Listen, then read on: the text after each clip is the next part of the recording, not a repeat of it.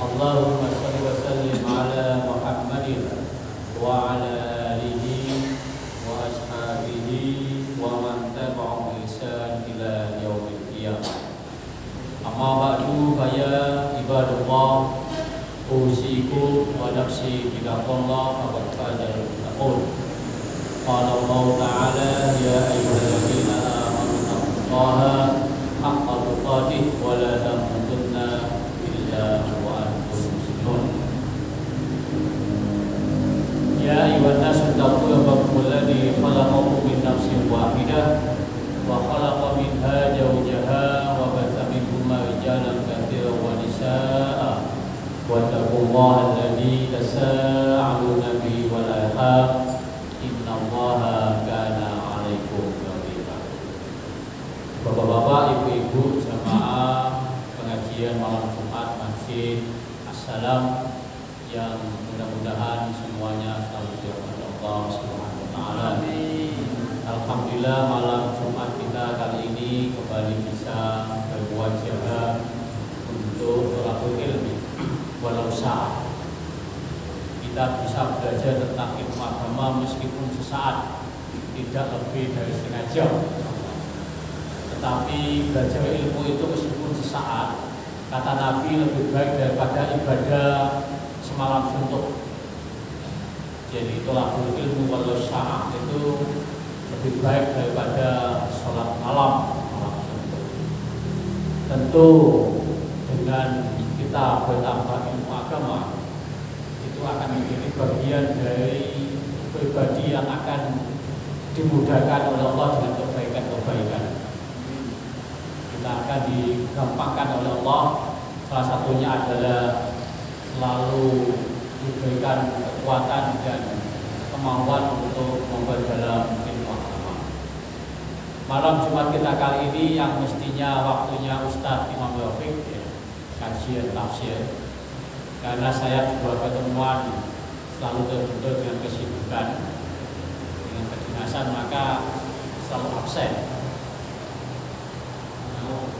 Ya, meskipun malam ini waktunya Ustaz Taufik kajian tafsir, tapi alhamdulillah kita coba banting orientasi untuk sedikit membahas tentang kajian fikih.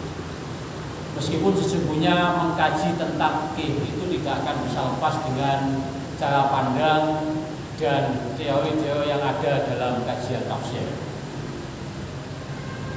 Kita di malam ini sudah berada di hampir penghujung bulan Sya'ban. Bulan Sya'ban, kalau bahasanya orang Jawa itu luwah, bulan luwah atau Sya'ban. Bulan ke-8 ya. Sya'ban itu bulan ke-8 dalam hitungan kalender Hijriah. Kalau jam kemarin itu bulan ke-7, Ramadan bulan depan itu masuk bulan ke-9 dalam hitungan bulan Hijriah. Dalam bulan Sya'ban tentu kita biasanya disuguhi oleh sekian banyak hadis-hadis. Biasanya Pak Tisna ini sering tanya tentang kualitas derajat kesahihan hadis-hadis yang berseliweran lewat grup WhatsApp itu, baik ketika bulan Rajab, bulan Sya'ban. Di antara hadis yang ingin saya sampaikan untuk memantapkan diri kita di bulan Sya'ban ini, itu ada sekian banyak hadis yang memang derajat kesahihannya itu dipertanyakan, tetapi juga ada sekian lewat hadis yang memang sahih, derajatnya sahih. Di antaranya hadis tentang bulan Sya'ban itu yang muktamad dan itu kemudian riwayatnya sahih. Itu Nabi mempersiapkan diri ketika menghadapi bulan Ramadan. Di bulan Sya'ban itu memperbanyak ibadah puasa. Ini sahih. Jadi Nabi itu istakmala siyam fi Ramadan wa aktsaru syawmi fihi syahru Sya'ban. Jadi Nabi itu memberikan contoh dalam sebuah perilaku yang kemudian diabadikan dalam hadis yang sahih itu, ketika di bulan Sya'ban itu memperbanyak puasa sunnah. Wa aktsaru as-shaum fihi syahrul Sya'ban wa istakmala shaum fi Ramadan, dan menyempurnakan puasa penuh bulan itu di bulan Ramadan. Ini diantara hadis yang biasanya berseliweran di bulan Sya'ban yang derajatnya sahih. Maka yang bisa kita praktekkan atas dasar contoh dari Nabi ini, ketika kita ada di bulan Sya'ban, ya memperbanyak puasa sunnah, memperbanyak puasa sunnah. Ini sahih. Yang kedua kata Nabi, ketika mau menghadapi bulan Ramadan di bulan ke-9, maka posisi di bulan ke-8 di bulan Sya'ban itu adalah memperbanyak membaca Al-Quran, intensitasnya semakin diperbanyak. Karena bulan Sya'ban itu sebagian riwayat mengatakan yuqalu Sya'ban syahrul Qur'an. Ini riwayat yang sahih juga. Jadi bulan Sya'ban itu dikatakan sebagai bulan untuk memperbanyak membaca Al-Quran. Meskipun bulan diturunkannya Al-Quran itu ada di bulan Ramadan. Nah, Nabi ingin memberikan pelajaran pembiasaan ketika intensitas membaca Al-Quran itu sudah dimulai bulan Sya'ban, maka ketika menghadapi bulan Ramadan itu semakin semangat dan intensitas frekuensinya semakin bagus. Jadi dua hadis ini Bapak Ibu sekalian yang bisa kita praktekkan ketika ada di bulan Sya'ban yang berdasarkan riwayat hadis yang sahih. Kemudian hadis-hadis yang lain tentang fadilah nisfu Sya'ban dan sebagainya itu memang masih diperdebatkan. Di antara sekian ahli hadis, posisi hadis itu ada yang bagus untuk diamalkan, tetapi bagi kita sekali lagi ketika ada contoh-contoh riwayat yang sahih, maka kita pilih yang sahih. Dua riwayat di atas tadi itu Nabi mencontohkan dengan memperbanyak puasa sunnah dan kemudian membiasakan di awal Sya'ban ini untuk memperbanyak intensitas membaca Al-Quran. Bapak-bapak Ibu sekalian yang dirahmati Allah Subhanahu wa taala. Biasanya di tradisi kita umat sebagian Islam itu ketika akan menghadapi bulan Ramadan itu ada kajian khusus. Kajiannya itu memposisikan, memantaskan diri ketika nanti masuk bulan Ramadan. Istilahnya itu ada yang disebut dengan takhir Ramadan. Jadi mempersiapkan diri untuk memantaskan diri ketika nanti di bulan Ramadan kita itu semakin paham ilmu tentang Ramadan, dan kemudian harapannya Ramadan tahun ini itu akan lebih baik daripada tahun yang lalu. Maka selalu mengkaji taklim ulumul Ramadan, ulum syiyam, mengkaji tentang ilmu-ilmu Ramadan dan ilmu ibadah puasa itu menjadi penting ketika kita akan menghadapi dan memasuki bulan Ramadan. Sehingga pemahaman kita bahwa puasa itu hanya menahan makan dan minum mulai fajar sampai maghrib itu akan kita ubah paradigmanya. Tidak hanya menahan makan dan minum saja tidak puasa itu. Puasa itu tidak hanya berhaus-haus, berlapar-lapar dahaga ketika di siang hari, tidak hanya itu saja. Kalau kita tidak paham ilmunya, maka puasa itu hanya kita anggap semacam itu. Tidak makan, tidak minum, kemudian tidak fast. Fast itu yang punya suami istri kemudian melakukan koitus di siang hari, tidak hanya itu. Tetapi puasa itu harus ada pemahaman cara pandang keilmuan yang utuh. Nah, malam ini kita akan mencoba untuk masuk tentang fikih Ramadan. Tetapi sekali lagi membahas fikih itu tidak akan utuh kalau tidak didasari dengan teori-teori yang berbasis pada ayat-ayat Al-Quran. Maka kita akan masuk dulu ayat-ayat yang terkait dengan ibadah puasa.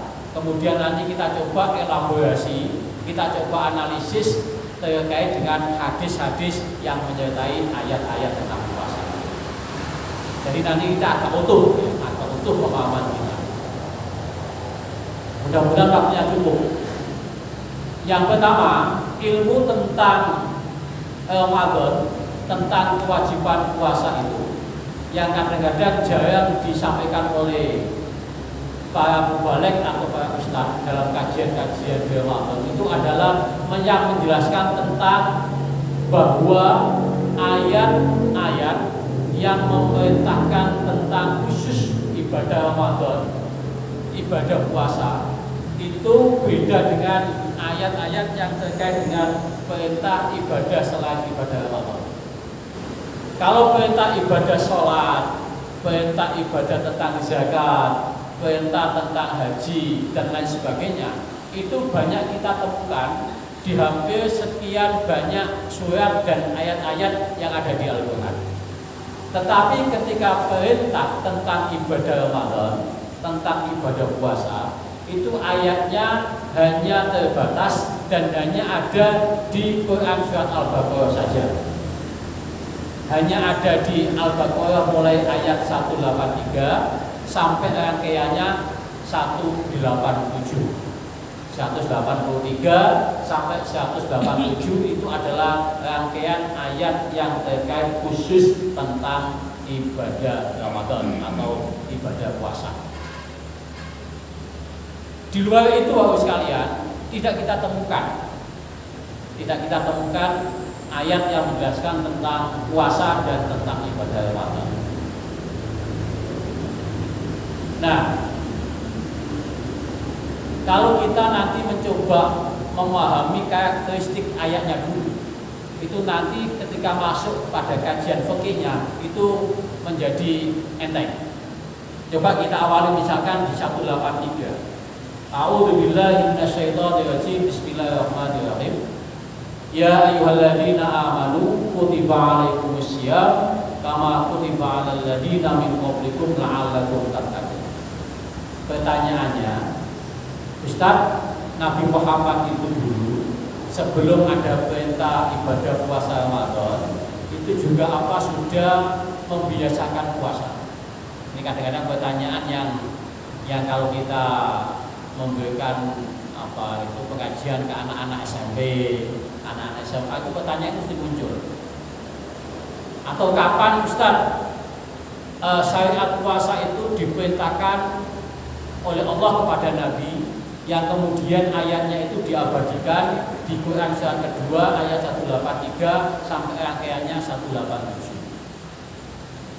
Jawabannya, Nabi Muhammad itu sebelum ada perintah syariat ibadah puasa Ramadan itu sudah membiasakan puasa. Jadi Nabi itu ketika diangkat menjadi Nabi dan kemudian melakukan hijrah ke Madinah, pada tahun kedua hijrah itu Nabi baru ada syariat perintah menjalankan ibadah puasa Ramadan. Jadi sebelum tahun kedua hijriah, Nabi itu belum ada perintah puasa Ramadan.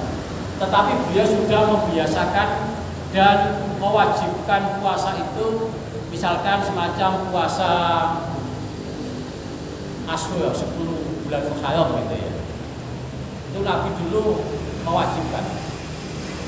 Jadi ketika Nabi hijrah ke Madinah, itu melihat penduduk Madinah terutama kaum Yahudi itu membiasakan puasa itu.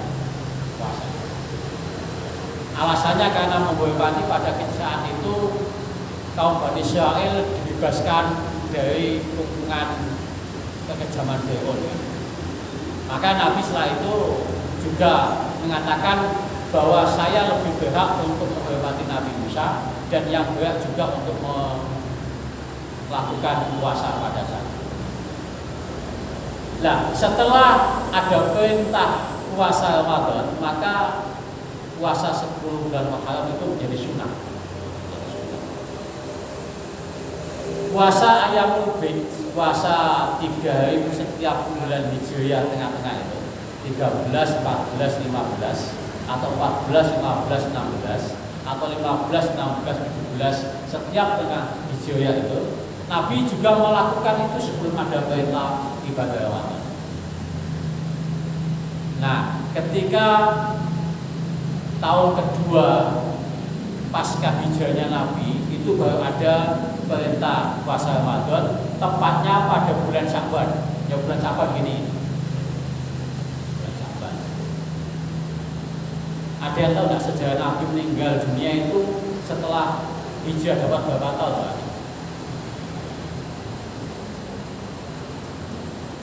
Jadi Nabi itu setelah hijrah dapat 2 tahun, itu kemudian melaksanakan perintah puasa Ramadan itu kurang lebih 9 tahun beliau meninggal dunia. Jadi tahun berapa hijriah beliau meninggal? 2 ke 9 11 hijriah ya, kurang lebih. Jadi Nabi itu puasanya lama, menjalankan ibadah Ramadan itu selama kita. Sesuai asik gitu ya. Tahun. Ya, berapa tahun? 60 tahun ya. 50 tahun kosong. Jadi sudah melampaui puasanya Nabi. Kalau saatnya kalau musyawarah ya kena.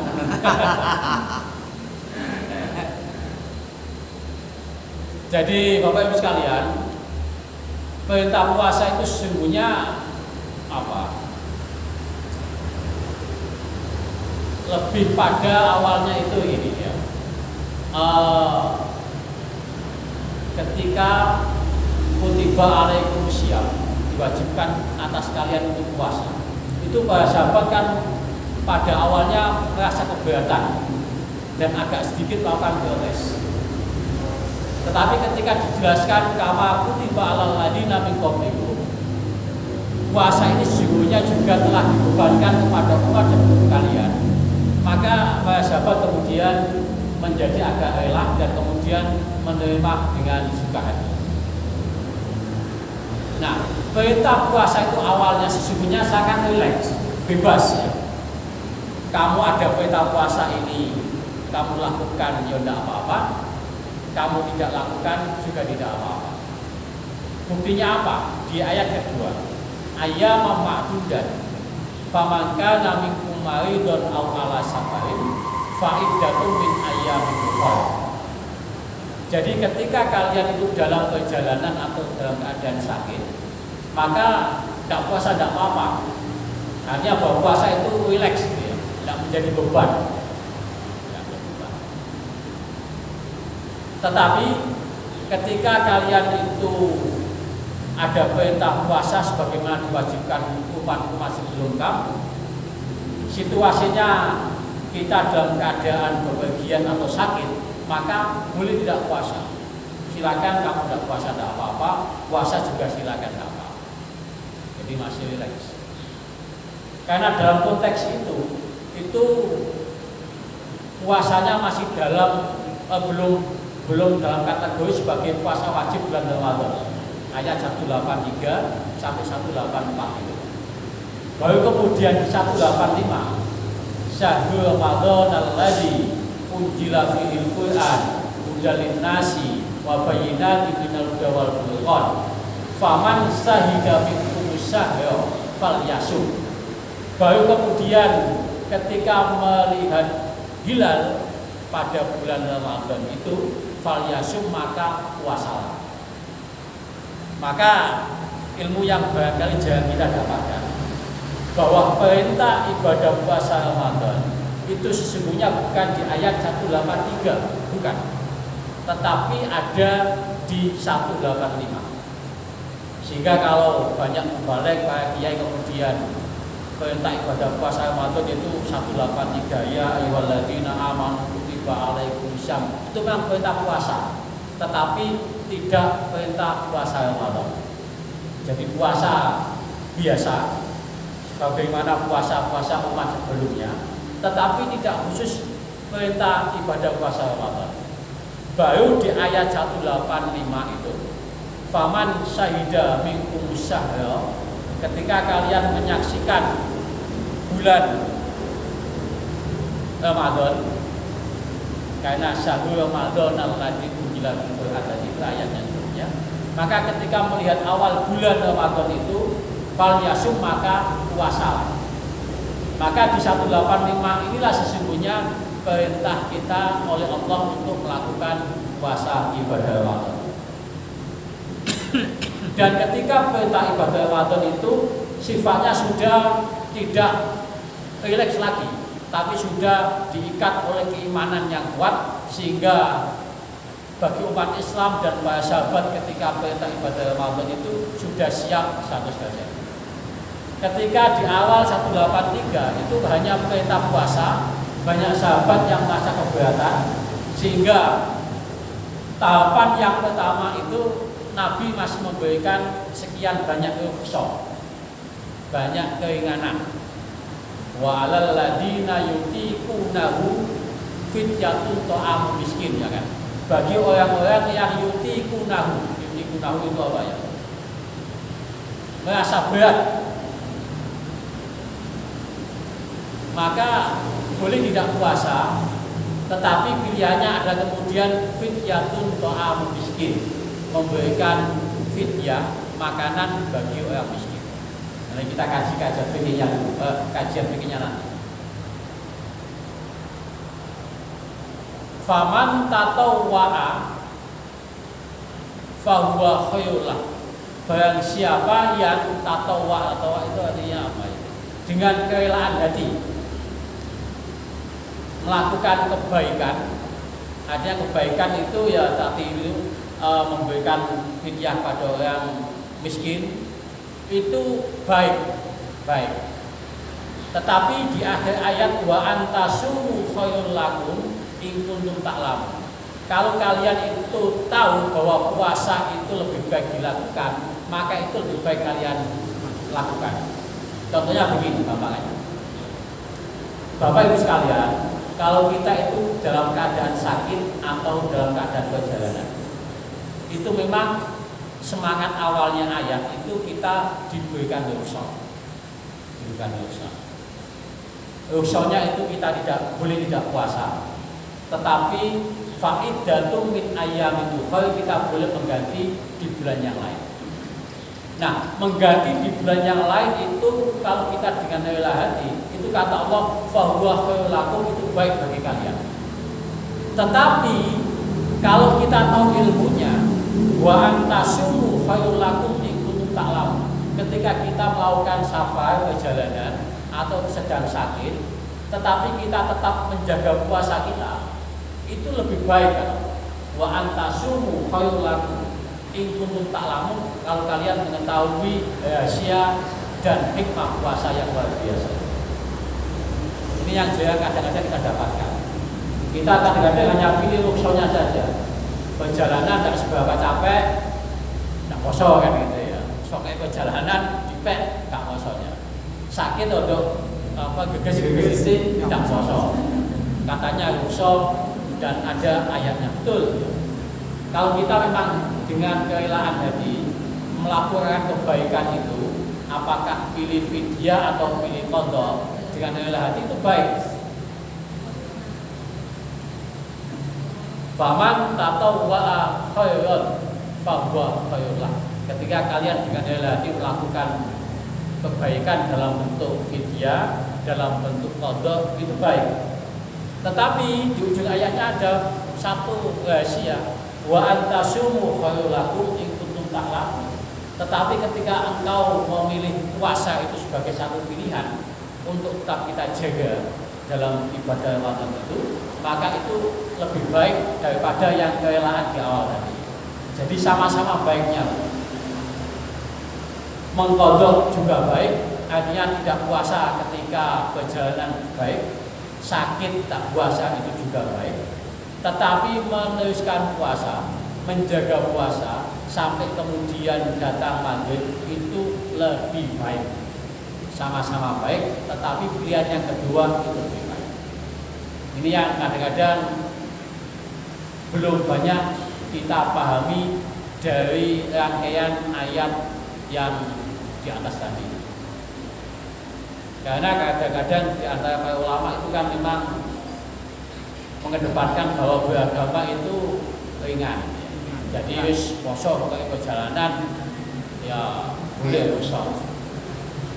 Rukhsahnya puasa itu berbeda dengan rukhsahnya sholat. Kalau kita dalam perjalanan itu kan sangat dianjurkan untuk menjamak dan berkosor. Konteksnya beda rukhsah sholat dengan rukhsah puasa. Kalau rukhsah sholat itu memang akan terbatasi oleh waktu. Tetapi kalau rukhsahnya puasa, itu kalau tidak punya iman yang kuat, itu banyak luputnya. Fa'idatun min ayyamin ukhra, boleh mengkodok di bulan Ramadan itu abot. Kalau tidak biasa punya tradisi puasa, itu mesti lupa sampai Sa'ban meneh, utangnya belum bisa. Akhirnya keburu datang Ramadan lagi. Untuk bulan Ramadan punya kesibukan, berjalan lagi, tidak puasa lagi. Puasa setengah Ramadan tiba-tiba geges tidak puasa lagi. Bisa puasa akhirnya niati disahur untuk di luar Ramadan. Luput lagi datang Sa'ban lagi. 2 tahun utangnya tidak disahur. Itu kan sama dengan mempermainkan syariat. Makanya wa antasuku khairul lakum itu ta'lam. Tetap kita menjaga puasa meskipun agak abot ya. Puasa itu kalau di rumah saja kan tidak capek ya. Apalagi musim hujan-hujan itu udah haus lah ya. Kalau hanya sakit kepala pusing karena hutangnya banyak, itu ya mungkin tidak masalah. Asal ada sakitnya, kalau kemudian dipakai puasa menjadi semakin kritis, itu baru kemudian boleh. Nah, Bapak-Ibu sekalian, kita masuk ke fikihnya saya. Istimewanya ibadah Ramadan itu Bapak sekalian, yang hanya ada di Quran Baqarah 183 sampai 187, itu ternyata rangkaian ibadah Ramadan itu tidak akan sempurna kalau tidak diikuti dengan jenis ibadah-ibadah yang lain. Kalau tidak makan dan tidak minum saja, itu puasa kita sah secara kisah.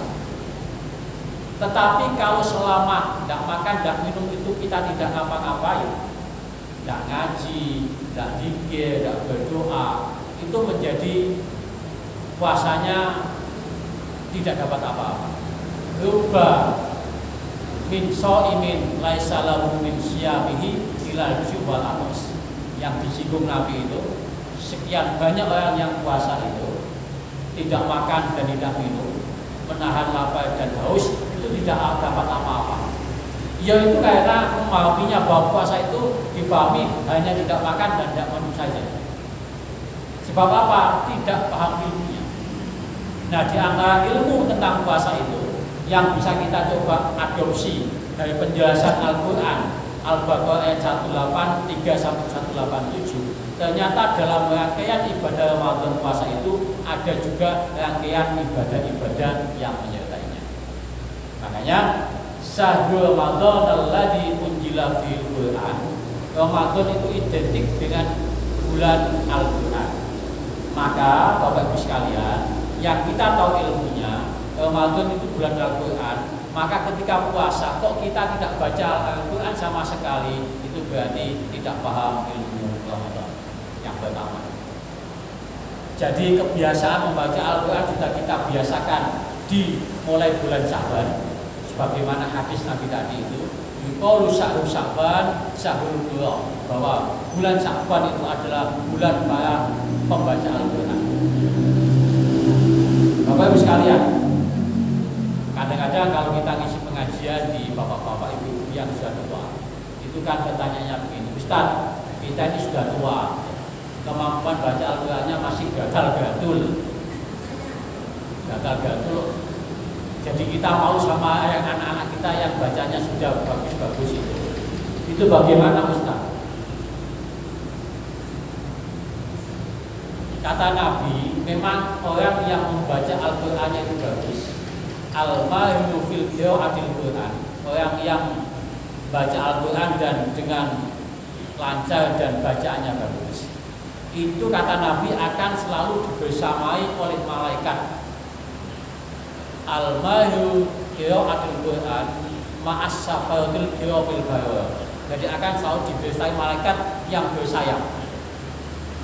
Adapun orang yang membaca Al-Qur'annya itu gatal-gatal, fayatak, kata hadis itu redaksinya, yang membaca Al-Quran itu fayatak, gatal-gatal dan agak berat, wasaqo, maka lahu ajroni, tetap dapat 2 pahala. Dapat gatalnya, yang kedua dapat gatalnya.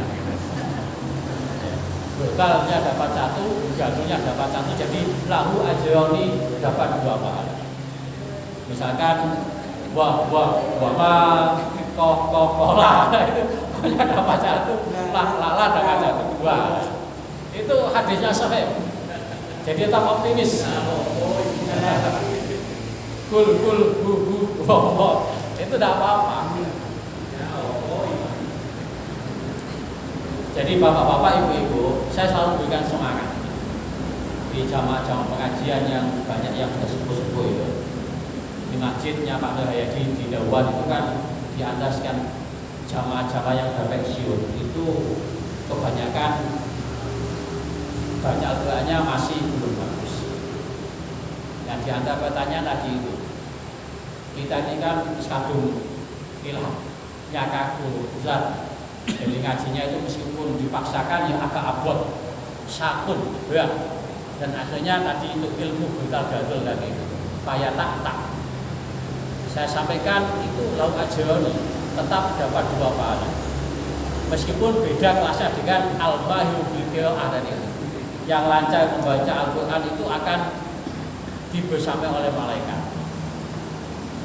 Dan saya selalu menyampaikan Bapak sekalian, meskipun membaca Al-Qur'an itu gotal-gatul, tak, itu pahalanya sama dengan yang membaca yang mahir. Karena hadisnya jelas. Man qara'a harfun min kitabillah, barang siapa yang membaca satu huruf dari kitab Allah Al-Qur'an, maka falau bi hasanatun, baginya dapat satu kebaikan. Baik yang gotal-gatul maupun yang tidak gotal-gatul, itu ketika membaca satu huruf saja, itu falau bi hasanatun, dapat masing-masing satu kebaikan. Wal hasanatu bi asyrati amsalihha, dan satu huruf yang dibaca baik yang gotal-gatul maupun yang lancar itu dilipat gandakan menjadi 10 kali kebaikan. Jadi misalkan ibu yang belakang tadi misalkan baca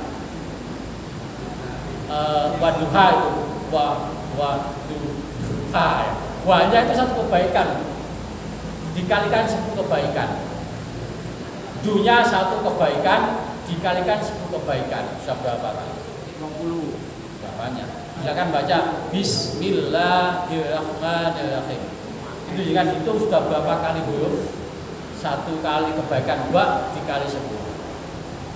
Ini luar biasa. Maka jangan sampai ada di antara kita yang tidak bisa baca Al-Qur'an meskipun tak ya. Meskipun pakai ilmu gotal-gatul. Jadi ini biasanya penyakitnya pensiunan itu ya. Meskipun tidak semuanya ya. Itu habis kita temukan pensiunan ya. Itu problemnya itu biasanya keluh ketika membaca Al-Qur'an. Kabar baiknya lagi Bu, bagi kita meskipun sudah tua, kemudian kayak tak tadi itu metodenya gotal-gatul tadi itu kalau kita istiqomah itu nanti jenengan ketika kan yang sudah tua kan biasanya tidak lama lagi akan sudah meninggal dunia.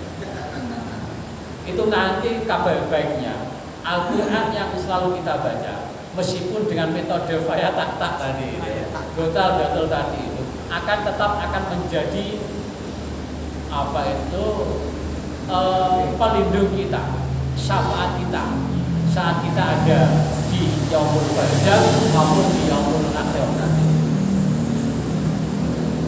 Kata Nabi, bacalah Al-Qur'an, iqra'ul Qur'an. Yang disuruh membaca itu bukan yang lancar saja, tidak konteksnya.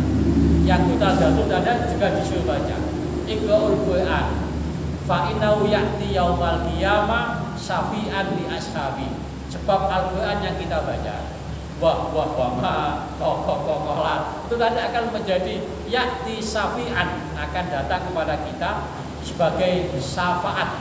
Syafaat itu penolong yaumal qiyamah, pada hari kiamat, li ashabi, bagi yang membacanya.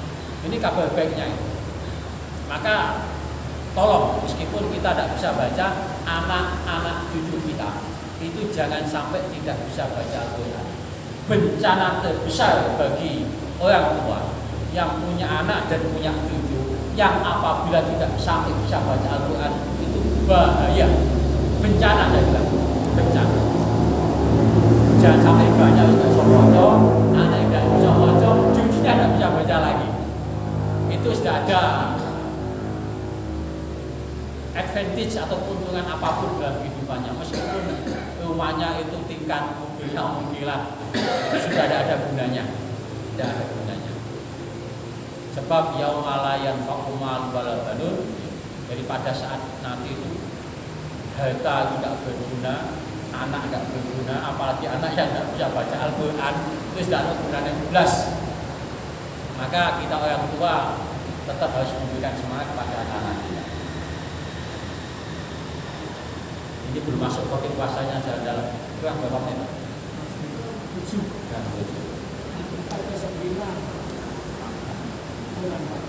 Jadi wa'alal ladina yutiqunahu fidyatun ta'am miskin. Dan bagi orang-orang yang yutiqunahu, yang merasa berat untuk melakukan puasa, itu maka memberikan fidyah pada bagi miskin. Kita belum ngomong fidyah. Fidyah itu hanya berapa, ulama ini ulama itu. Ramadan itu juga ya Bapak sekalian, puasa Ramadan. Yang pertama tadi ilmunya harus membaca Al-Quran, karena Ramadan itu adalah bulan diturunkannya Al-Quran. Maka akan sia-sia puasa kita kalau puasa Ramadan itu hanya tidak makan, tidak minum, tetapi tidak membaca Al-Quran. Yang kedua, Ramadan itu identik dengan qiyamul Ramadan. Berkali-kali kita sampaikan bahwa sholat malam qiyamul lail itu ada beberapa jenis. Yang pertama tahajud. Tahajud itu qiyamul lail, sholat lail. Ada yang qiyamul lail, sholat malam yang dilakukan setelah sholat isya, sebelum bangun tidur, namanya qiyamul lail. Kalau tahajud itu sholat lail yang dilakukan ketika bangun tidur, itu namanya tahajud. Meskipun bangunnya itu tidak harus menjelang subuh, pokoknya habis sholat isya kok tidur, kemudian jam 11 sudah bangun, tidak sholat tidur lagi, sholat sudah namanya tahajud. Kemudian sholat lail yang khusus kita lakukan ketika bulan Ramadan, namanya sholat tarawih. Ini nanti kajian fikihnya juga banyak tentang sholat tarawih. Ada sekian formasi yang pernah dicontohkan Nabi, kemudian yang paling sahih itu yang mana. Nah ini kajiannya akan mendalam. Yang jelas satu hadis itu Bapak yang paling dianggap sahih di antara tajih atau tahrij hadis itu tentang sholat qiyamul lailnya Nabi, baik ketika di bulan Ramadan maupun di bulan Ramadan, itu Nabi tidak pernah lebih dari 11 rakaat. Ini hadis dari Aisyah, dan ini yang paling mewakili di atas sekian banyak hadis. Dan formasinya itu ya, kata Aisyah itu pernah ditanya sahabat begini, Aisyah, kaifa kanat sholatu Rasulillahi fi Ramadan. Aisyah, bagaimana sholatnya Nabi itu ketika di bulan Ramadan? Maka Aisyah menjawab, maka Rasulullah sallallahu alaihi wasallam yazidu fi Ramadan wala ghairuhu ihda asyatan Ramadan.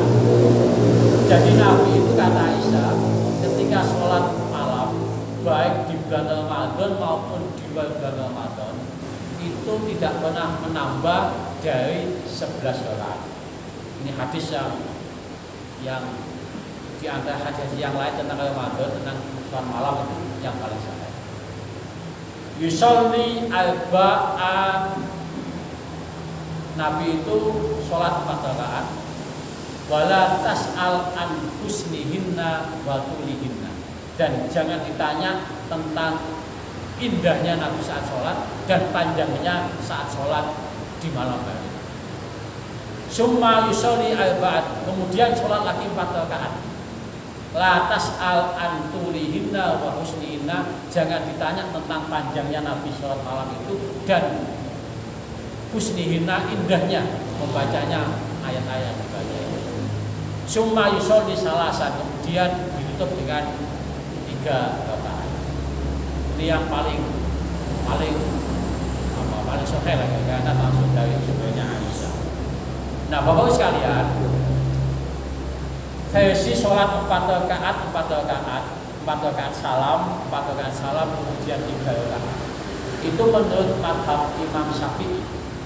Itu dohir hadisnya meskipun 4 rakaat 3 salam.